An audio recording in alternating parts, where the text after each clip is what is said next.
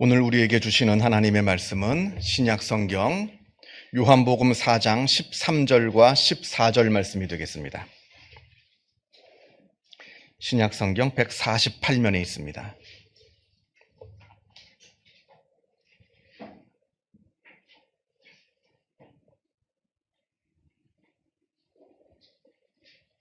요한복음 4장 13절로부터 14절까지 말씀을 봉독합니다.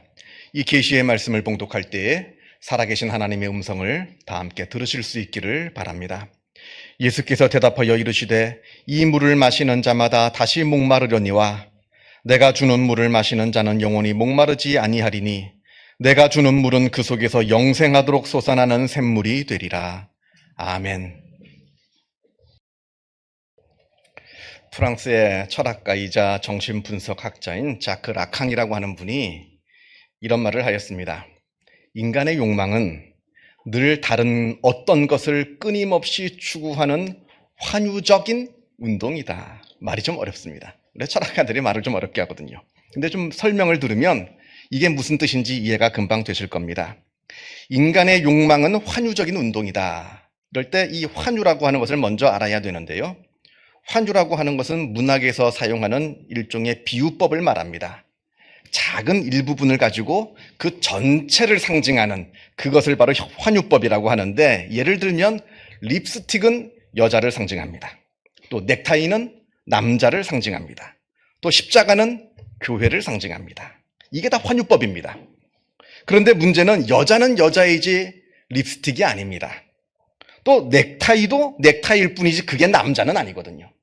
교회에서도 십자가가 아주 중요한 역할을 하는 아주 중요한 상징이긴 합니다만, 십자가는 십자가이지 십자가는 교회가 아닙니다. 자, 그런데 예를 들어서 내가 어떤 여자와 사귀고 싶다 하는 마음이 있습니다. 그런 욕망이 있어요.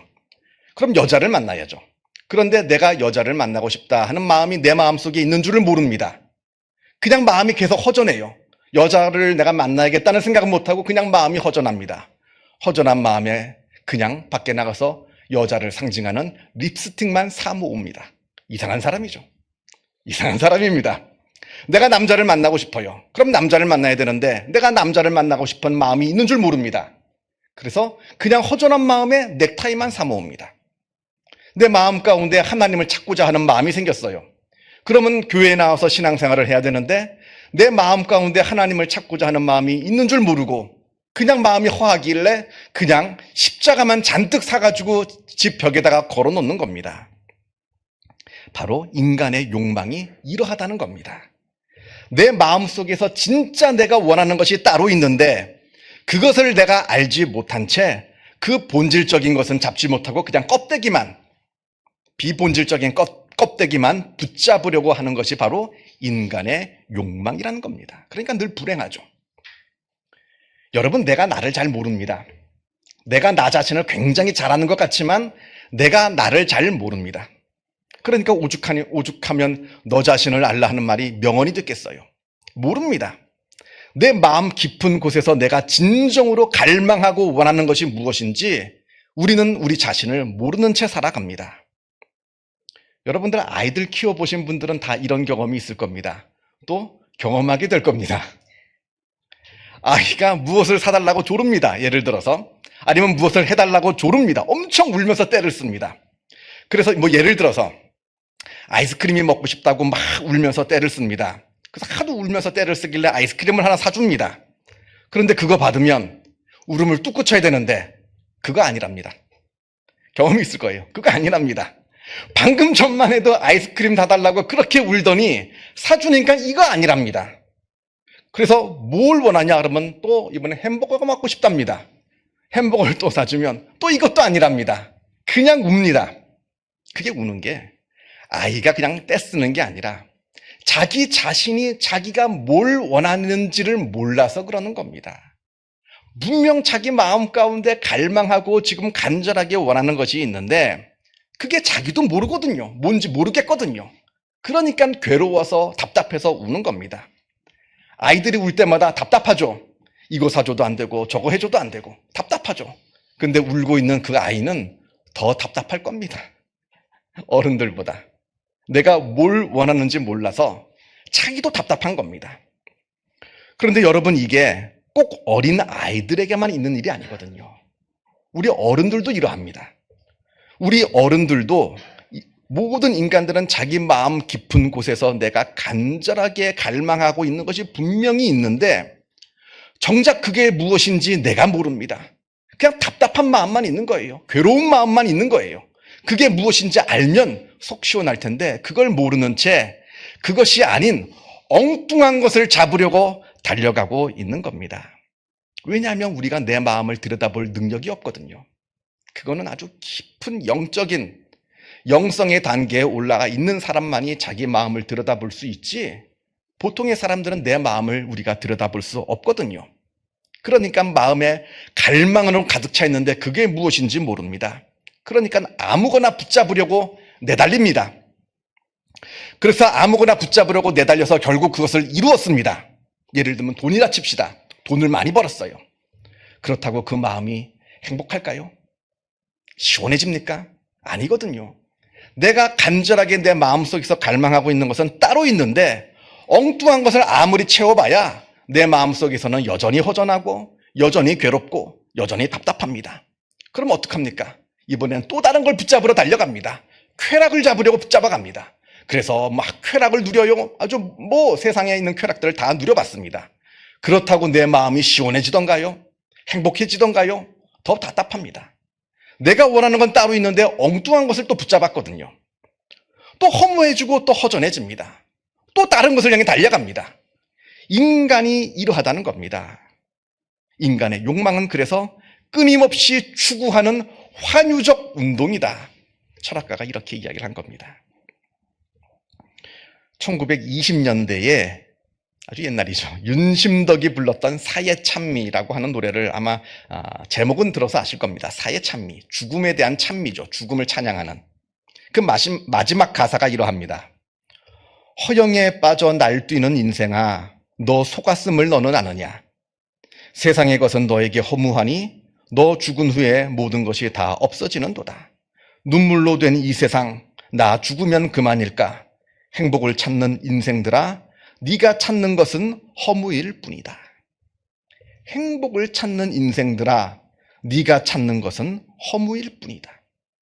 그러니까 죽음을 찬미하는 거예요. 사회 찬미가 되는 겁니다. 다 허무하거든요. 그러니까 죽습니다. 심리학자 프로이트는 인간의 욕망은 죽어야 끝난다고 했습니다.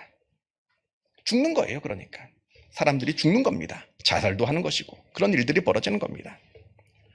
우리 인간은 욕망과 허무함 그리고 죽음이라고 하는 이 삼각굴레에 붙잡혀 사는 존재입니다.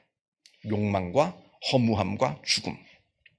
그런데 이 삼중의 연결을 끊어낼 수 있는 유일한 방법은 인간 내면 속에 들어있는 진짜 내 욕망, 진짜 내가 바라고 있는 것, 그것을 성취하는 방법밖에 없습니다. 그래야 우리는 진정한 행복을 누릴 수가 있다는 겁니다.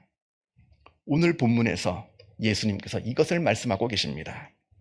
인간 내면의 가장 깊은 곳에서 우리 인간이 진정으로 갈망하고 있는 것이 무엇인지, 그리고 그것을 어떻게 우리는 성취할 수 있는지 오늘 본문은 이것을 우리에게 말씀하여 줍니다. 오늘 본문은 예수님하고 사마리아 여인하고 나눈 긴 대화 가운데 한 부분의 내용인데요. 예수님께서 사마리아 동네를 지나가십니다. 보통 유대인들은 사마리아 동네를 안 지나갔어요. 그 지역을 지나갈 일이 있더라도 삥 돌아서 한참을 돌아서 갔지 그 사마리아 동네를 통과해서 지나가지는 않았습니다. 왜냐하면 사마리아는 더러운 땅이기 때문에 그럽니다. 주전 721년 북이스라엘은 아수르에게 멸망을 당하게 됩니다. 그리고 사람들은 다 끌려갔어요. 그리고 그 북이스라엘이라고 하는 그 땅에는 알지 못하는 이방 사람들이 들어와서 살게 됩니다. 무려 300년 동안. 예수님 당시에는 300년 동안 사마리아 사람들이 살고 있었어요. 그 어디서 온 줄도 모르는 그 이방인들이 바로 사마리아 사람들입니다. 다행히 이방인들이 이 북이스라엘 그 땅에 들어와 살면서 다행히 하나님을 알고 하나님을 믿습니다. 그런데 아무리 하나님을 믿어도 유대 사람들은 그 사람들을 하나님의 백성이라고 인정해 주지 않습니다. 왜냐하면 더러운 이방인이거든요. 아무리 예수를 잘 믿어도 그 당시 유대 사람들의 생각 관념 속에서는 우리 이스라엘 사람들만 하나님의 백성이지 세상 모든 이방인들은 다 더러운 이방 죄인일 뿐입니다. 더러운 땅입니다. 더러운 사람들이고. 그래서 사람들이 사마리아 사람들을 더럽다 욕하고 무시하고 괴롭히고 하는 일들이 300년 동안 벌어지게 됩니다. 그래서 유대 사람들은 그 사마리아 땅을 통과하지 않았어요. 그런데 예수님께서는 그 사마리아 땅을 통과해서 지나가십니다. 그 사마리아 땅을 지나가시는 동안에 사마리아 안에 있는 수가라고 하는 곳에 이르렀는데, 그때가 마침 성경을 보면 6시라고 되어 있는데 지금 우리 시간으로 하면 낮 12시입니다. 점심시간이에요. 그래서 마침 점심시간이 되어서 제자들은 예수님께서 잡수실 그 음식을 구하려고 다 마을로 내려갔고 예수님 혼자 어느 우물가에 앉아 계시는 겁니다. 그때 그 우물물을 기르러 온 어느 한 여인을 만나게 됩니다. 그 여인에게 예수님께서 물 좀 달라 하십니다.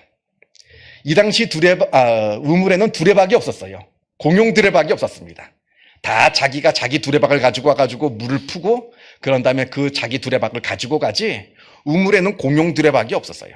그러니까 예수님께서는 물을 드시고 싶으셔도 물을 마실 수가 없는 거예요. 두레박이 없으니까. 그렇게 기다리고 계시는데 마침 어느 한 여인이 들어와서 물을 길길래 그 여인에게 물을 하나 당신이 갖고 있는 두레박으로 물을 좀 퍼서 나에게 좀 주시오, 이렇게 예수님께서 부탁을 하고 계시는 겁니다.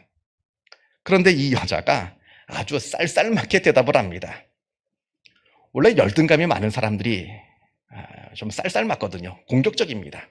이 사마리아 사람들은 유대 사람들에 대한 어떤 열등감이 있었기 때문에 유대 사람인 예수님께서 사마리아 사람인 자기에게 물을 달라고 하니까 아주 쌀쌀맞게 대답을 하는데 아주 신경질적으로요.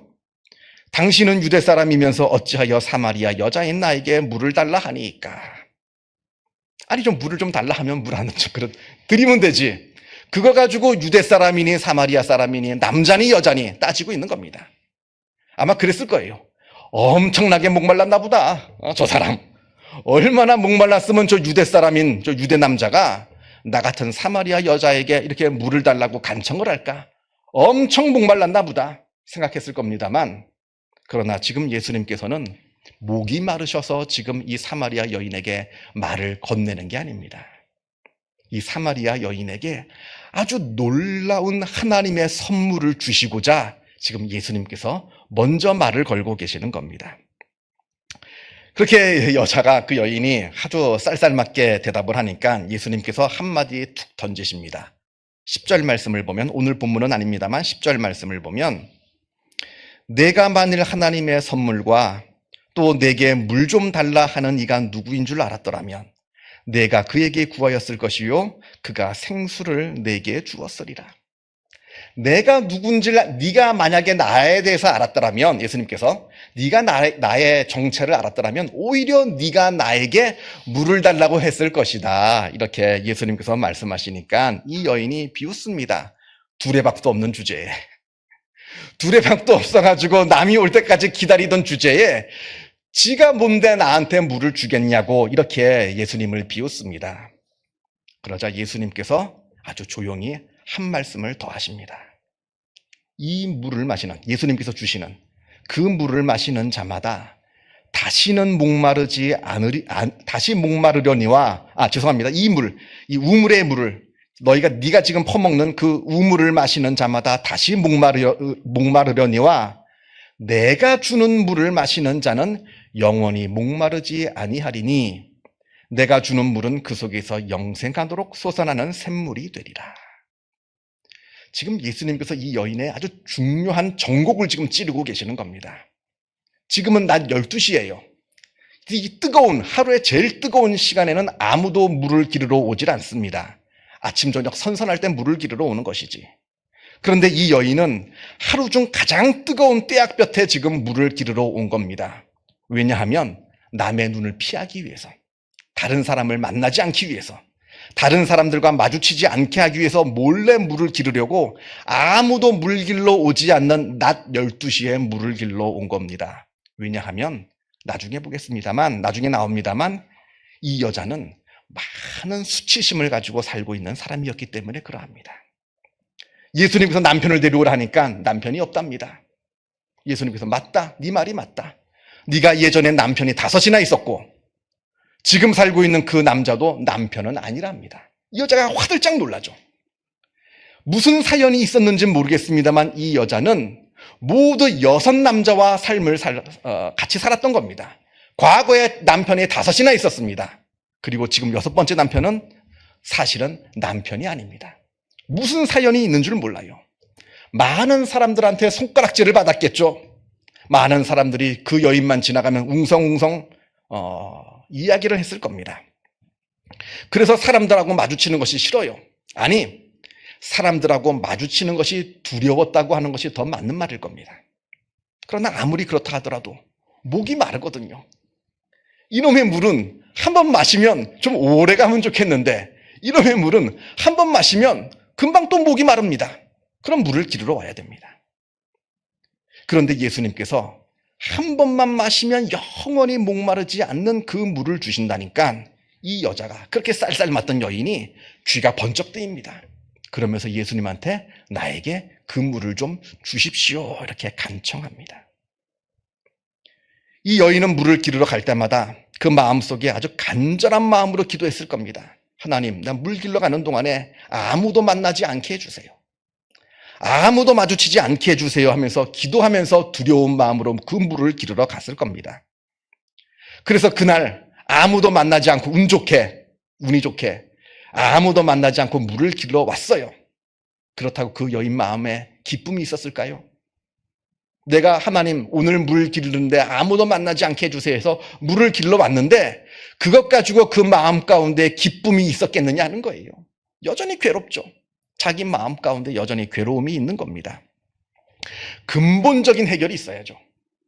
내가 왜 이러한 수치심을 가지고 있었는지, 그리고 내가 왜 사람들을 만나는 게 괴로운지, 이 근본적인 문제가 해결되지 않은 이상 내가 그날 하루 사람 만나지 않고 물 길러 왔다고 그게 그 여인에게 기쁨이 될 수는 없다는 겁니다.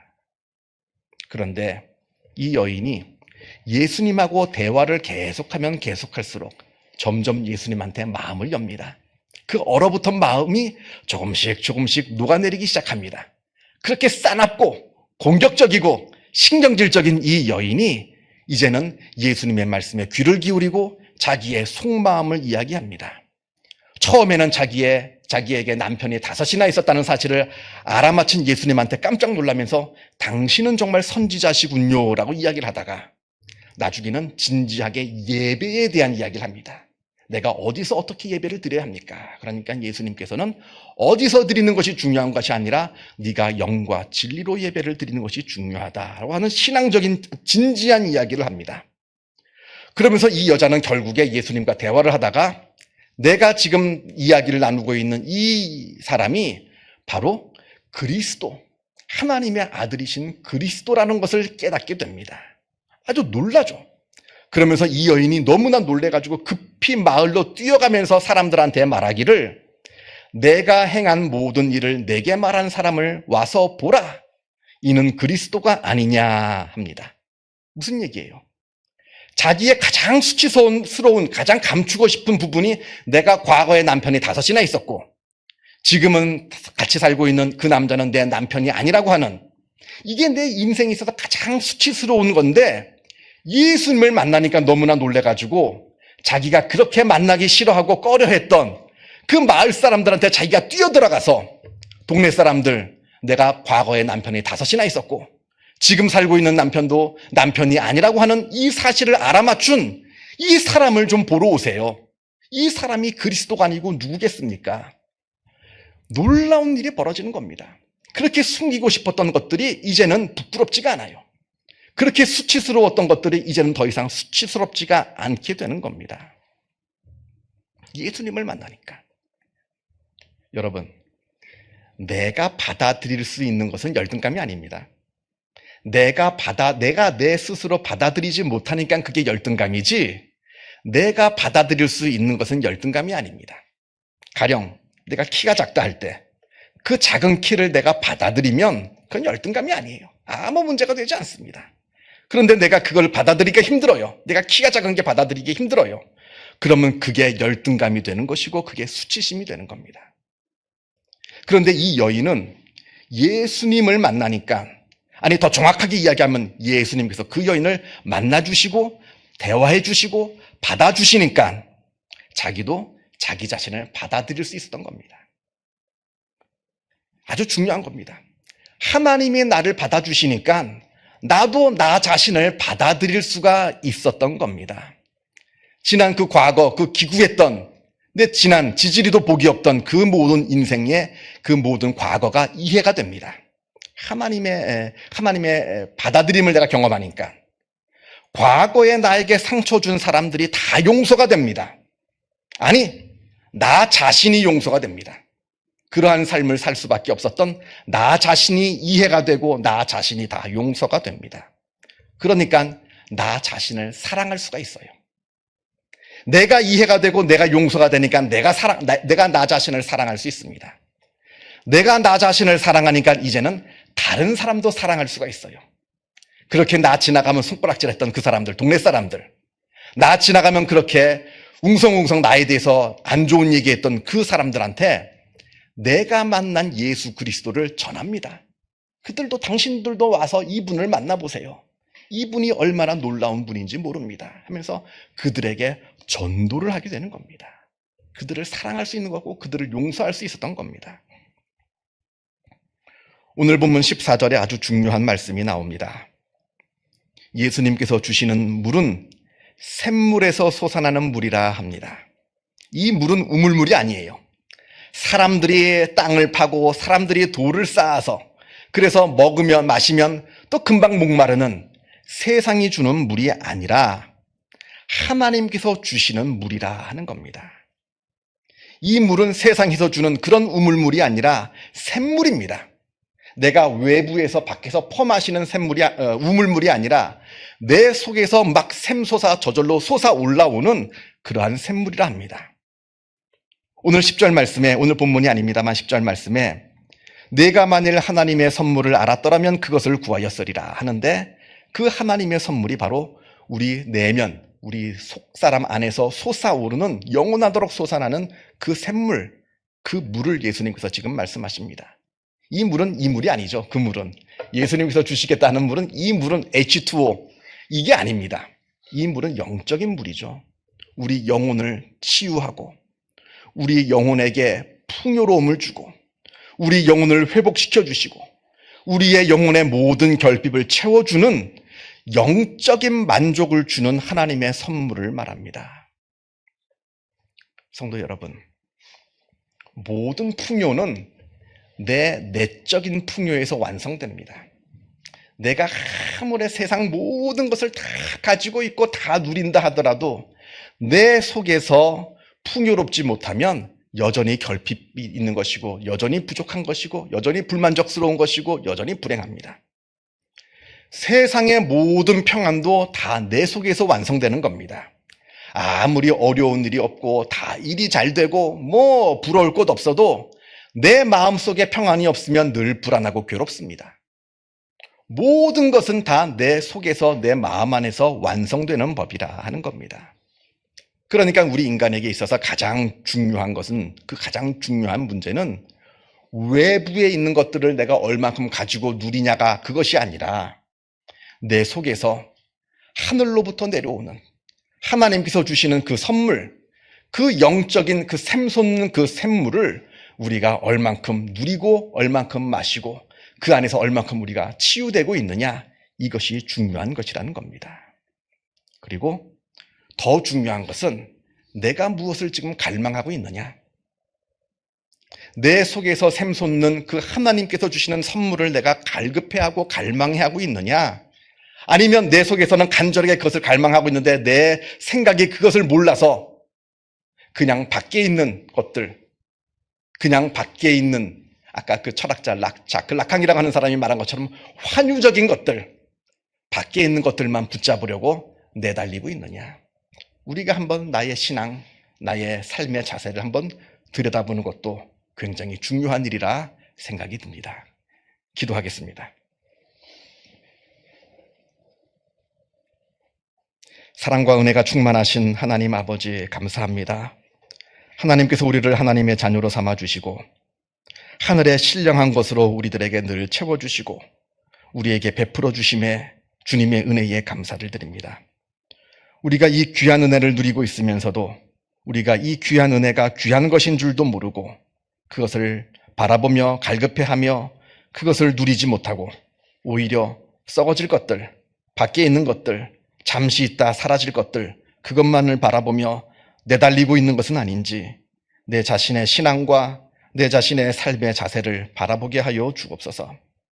물론 세상에 있는 것들도 귀중합니다만 그러나 가장 귀한 것은 하나님께서 내 마음 가운데 샘솟게 하는 그 하늘에 속한 그 영원한 샘물임을 우리가 깨달아 알게 하여 주시어서 하나님께서 주시는 그 영원한 그 기쁨을 우리가 누리게 하여 주시고 그 영원한 기쁨을 우리가 갈망하며 그것을 이루어 나아가며 살아가는 우리의 복된 삶이 되어질 수 있도록 주님께서 역사하여 주옵소서. 우리가 세상을 살아가면서 여러 많은 상처들을, 마음의 상처들을 받으며 살아갑니다. 그 모든 상처들 예수 그리스도로 말미암아 치유받게 하여 주시고 우리가 나 자신을 이해하며 용서하며 나 자신을 사랑하여 다른 이웃들도 사랑할 수 있는 하나님의 귀한 백성들 다 되게 하여 주옵소서. 감사드리오며 이 모든 말씀 우리 주 예수 그리스도 이름으로 기도하옵나이다. 아멘.